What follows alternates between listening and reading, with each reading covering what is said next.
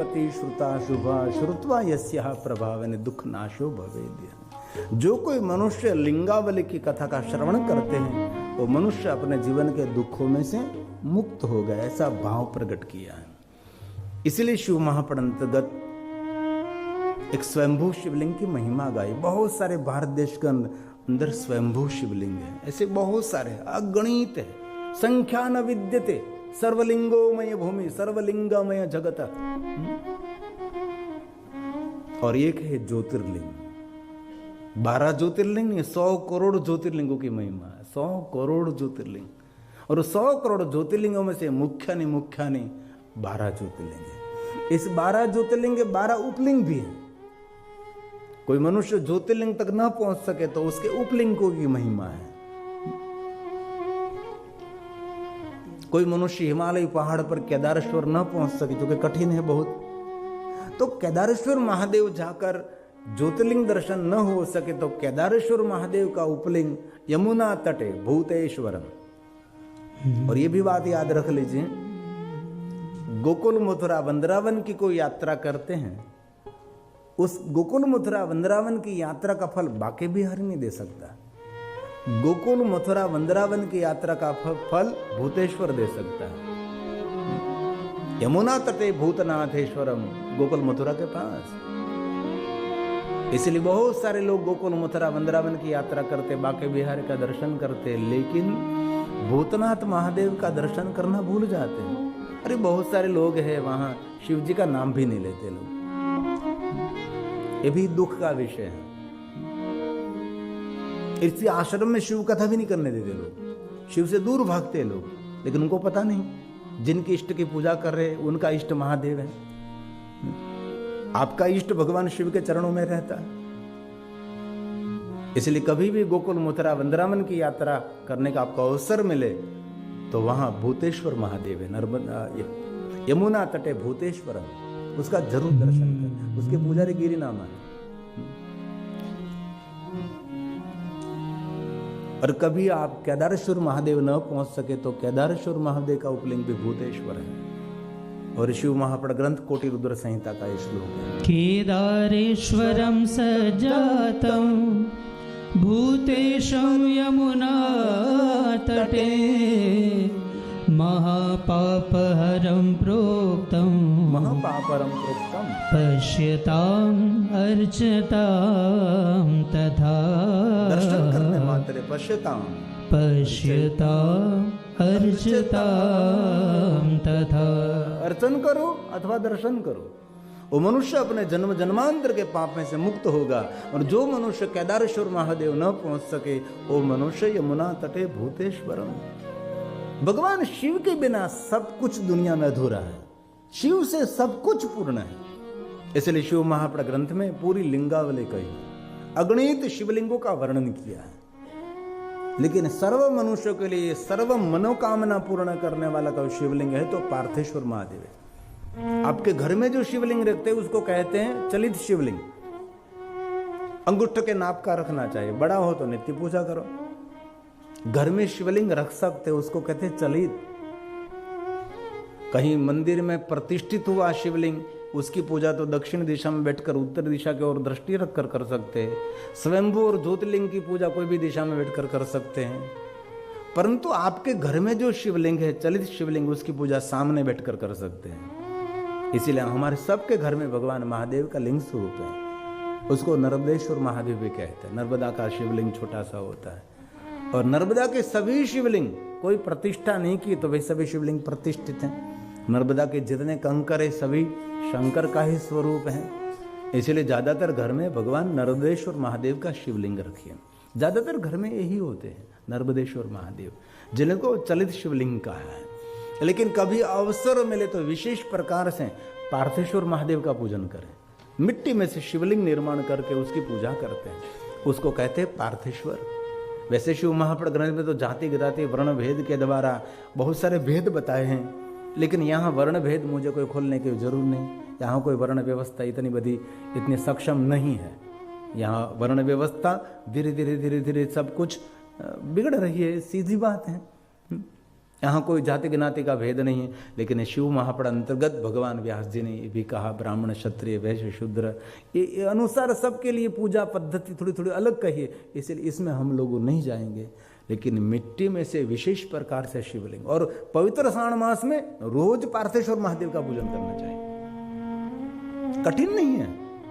पवित्र स्थान से मिट्टी लाकर सुंदर एक शिवलिंग निर्माण करो, नीचे सुंदर एक पीठ निर्माण करो, एक शिवलिंग और पीठ, और 108 शिवलिंग निर्माण करना है तो एक शिवलिंग और एक पीठ छोटे छोटे शिवलिंग बनाकर आसपास रख दीजिए, जिनको मणिलिंग कहते हैं, मणिलिंग। इसलिए एक पार्थेश्वर से लेकर 10 करोड़ पार्थेश्वर महादेव की पूजा का फल श्रुति शिव महापड़ ग्रंथ में वर्णन किया।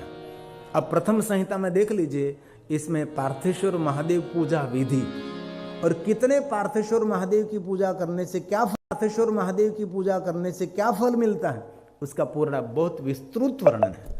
सभी देवताओं ने पार्थेश्वर महादेव का पूजन किया, सभी राजाओं ने पार्थेश्वर महादेव का पूजन किया, सप्त ऋषियों ने पार्थेश्वर महादेव का पूजन किया, भगवान राम जी ने पार्थेश्वर महादेव का पूजन किया। सबने भगवान पार्थेश्वर महादेव की पूजा की। जो मनुष्य पार्थेश्वर महादेव की पूजा करते उसके लिए एक अपमृत्यु हरम काल मृत्यु हरम, उसके अकाल मृत्यु नहीं होगी। किसी का श्राप हुआ है तो श्राप में से वो मनुष्य मुक्त हो जाएगा। दक्ष महाराज ने अत्रि पुत्र चंद्र को श्राप दिया कि तुझे क्षय रोग हो, तो माता अनसुया का पुत्र अत्रि का पुत्र चंद्र महाराज को क्षय रोग हुआ। ब्रह्मा जी ने चंद्र को मार्गदर्शन किया कि आप प्रभास तीर्थ में जाकर पार्थेश्वर महादेव का पूजन करें और मृत्युंजय मंत्र का अनुष्ठान करें, आपको क्षय रोग में से मुक्ति मिलेगी। और ये अत्रि पुत्र चंद्र प्रभास तीर्थ गया, सागर के तट पर बैठकर पार्थेश्वर महादेव का पूजन किया।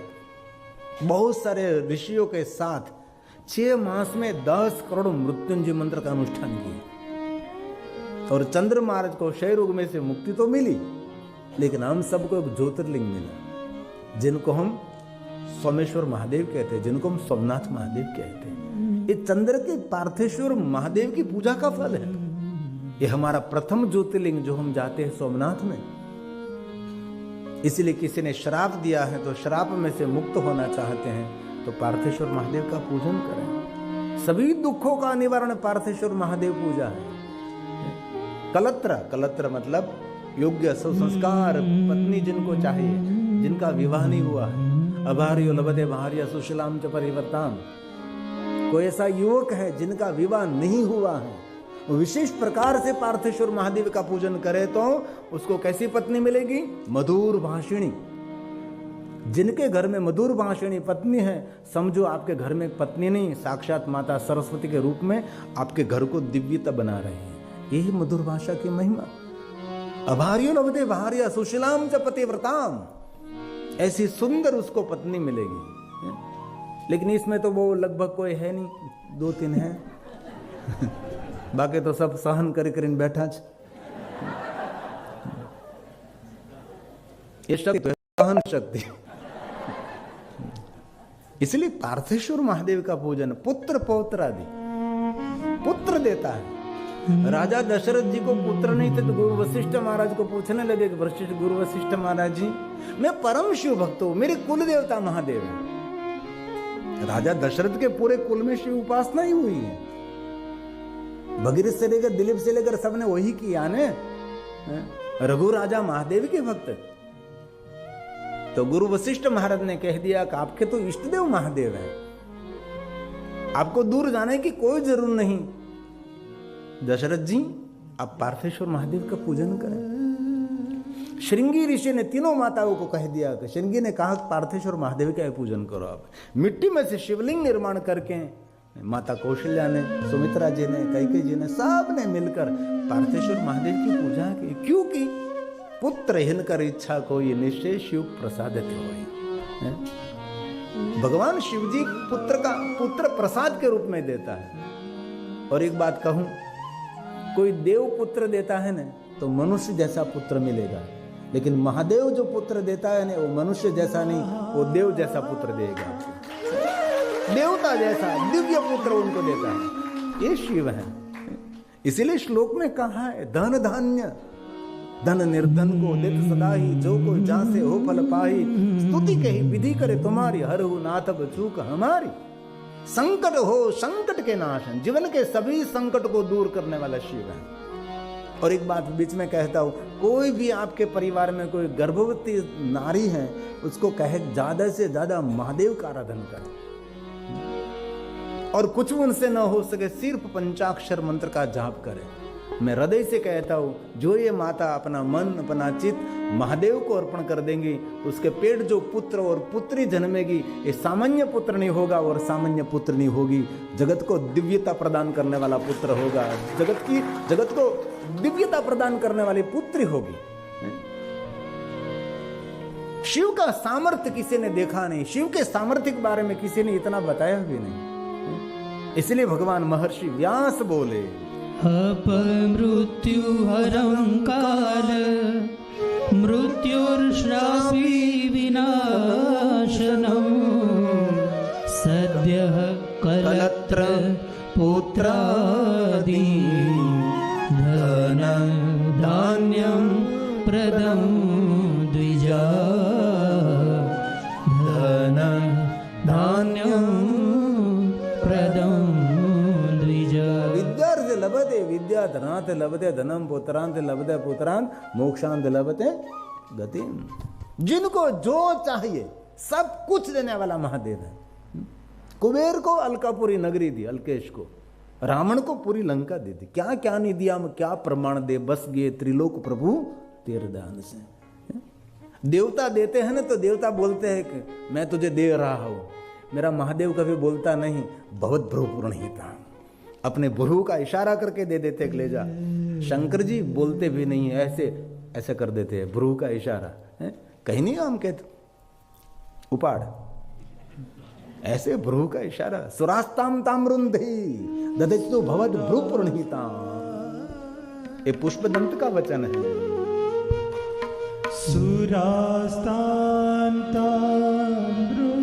कितनी सुंदर बात, कितना सुंदर प्रमाण है। देवताओं के पास इतना वैभव, इतनी धन संपत्ति वैभव है, तो देवता कहां से लाए, कभी तो सोचे। देवता सभी महादेव के पास से लाए हैं ना। देवताओं के पास जितना सामर्थ्य शिव जी ने दिया है,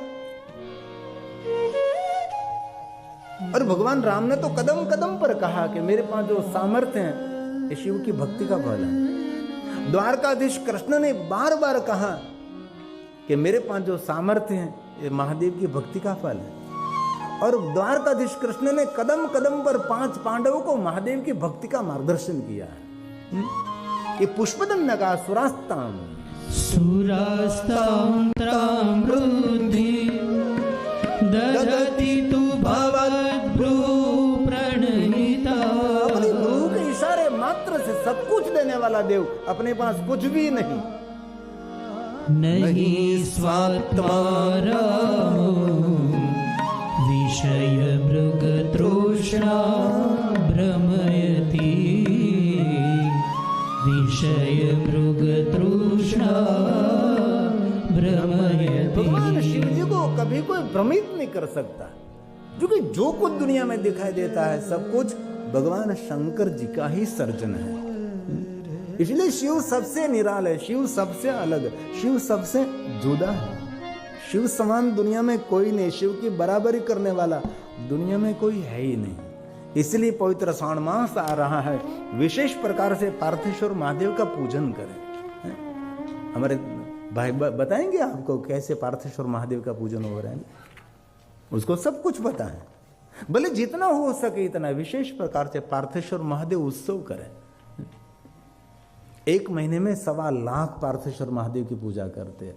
अभी हमने अहमदाबाद में कथा की थी, हमारे अहमदाबाद के जो रहीश 10 है इसमें से एक अनिला बहन हमारे पटेल, अनिला बहन नरेंद्र भाई पटेल, अभी विशेष प्रकार से मालसर्ग उसने सभी व्यवस्था कर ली कि 1 महीने में 1.25 लाख पार्थेश्वर महादेव का पूजन करना है 1 महीने में।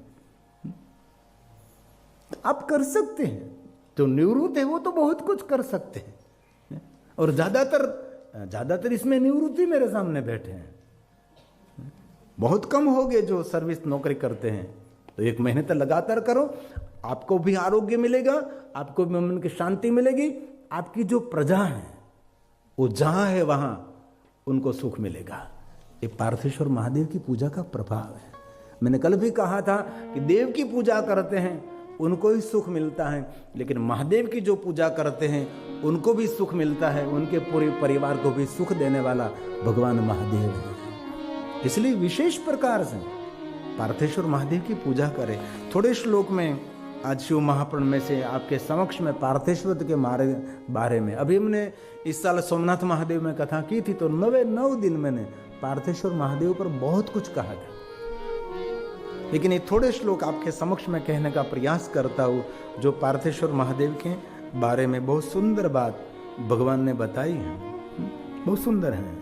इसमें कहा है, हे मुनीश्वरों, पार्थिव लिंग की पूजा भगवान शिव के नामों से बताई गई है, वह पूजा संपूर्ण अभिष्ट फल देने वाली है। भगवान शिव जी के 1000 नाम भी हैं, भगवान शिव जी के 108 भी नाम हैं, और ये कुछ भी आपसे न हो सके तो पंचाक्षर मंत्र से पार्थेश्वर महादेव का पूजन कर सकते हैं।